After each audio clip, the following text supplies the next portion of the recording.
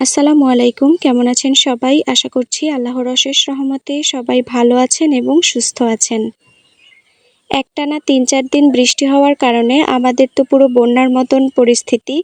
চারদিকে পানি জমে গিয়েছে, গাছপালা ভেঙে যাচ্ছে, ফসলগুলোরও খুব ক্ষতি হয়ে যাচ্ছে। আজকে ছিল সোমবার, পবিত্র ঈদে মিলাদুন্নবী উপলক্ষে আমাদের মসজিদ থেকে জুলুস বের হবে, যার জন্য গাড়িটাকেও সাজিয়ে নেওয়া হয়েছে। ওই যে বললাম টানা ৩-৪ দিন বৃষ্টি, যার জন্য পুকুরগুলো পুরো কানায় কানায় ভর্তি হয়ে গিয়েছে, আর পানিও সরার জায়গা পাচ্ছে না।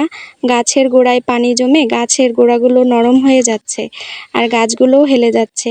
এখানে আব্বু আর আম্মু মিলে গাছগুলোকে অন্য কোনো গাছের সাথে বেঁধে দেওয়ার চেষ্টা করছে যেন গাছটা পড়ে না যায়। এখানে আম্মু হচ্ছে ওই যে দেখতে পাচ্ছেন মইয়ের উপরে উঠে আম গাছের সাথে পেঁপে গাছটা বেঁধে দিচ্ছে। এই মালটা গাছটা আমাদের লাগানো হয়েছে প্রায় ৩ বছর, কিন্তু এই বছর প্রথম ফল এসেছে।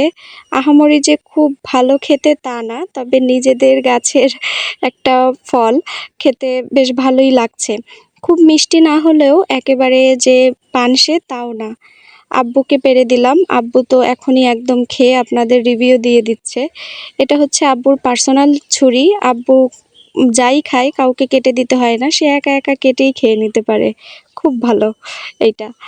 আর এই যে একটু আগে দেখলেন পেঁপে গাছটা বাঁধা হচ্ছিল, কিন্তু শেষ রক্ষা আর হলো না, গাছটা শেষ পর্যন্ত পড়েই যায়। আর গাছটাতে প্রচুর পরিমাণে পেঁপে হতো, আমরা মানে খেতেও পারতাম না, বিক্রিও করতাম এই পেঁপে গাছটা থেকে। এই যে এক ঝুড়ি পেঁপে হয়েছে, এটা কিন্তু বড় একটা ঝুড়ি। আর বেগুন গাছ মানে বেগুনের কেজি ১৬০ টাকা দেখে আমরা অনেকগুলো বেগুন গাছ লাগিয়েছিলাম। বেগুনও হয়েছিল মোটামুটি, কিন্তু এই যে বেগুন সহ বেগুন গাছের পরিস্থিতি এখন খুবই খারাপ। এই কলা গাছটাও হেলে যাচ্ছে, কলা গাছটাকেও আবার বেঁধে সোজা করা হবে। আর এই যে আমাদের বাসার সামনে এই পরিমাণ পানি জমে গিয়েছে। বর্ষা হওয়ার কারণে মুরগি আর বের করা হয়নি, শুধুমাত্র হাঁসই বের করা হয়েছে। এগুলো হচ্ছে ধুন্দুল, শশাগুলো পেকে গিয়েছে। আসলে ফসলটা মানে ফসলগুলো পানিতে নষ্ট হয়ে যাচ্ছে। এইদিকে আম্মু বৃষ্টির দিনে যা হয়, বাইরে তো কোনো কাজ নেই, এই জন্য এখন আম্মুর বর্তমান কাজ হচ্ছে কাঁথা সেলাই করা। আসলে আম্মু এমন একটা মানুষ, আমি বলবো মানুষ না, ইনি একটা মেশিন। কারণ তার কোনো ক্লান্তি নেই, সে সারাদিন ভর কাজ করতে পারে। এই তো আজকে এই পর্যন্তই, ইনশাল্লাহ দেখা হয়ে যাবে নেক্সট ভিডিওতে। সবাই ভালো থাকবেন।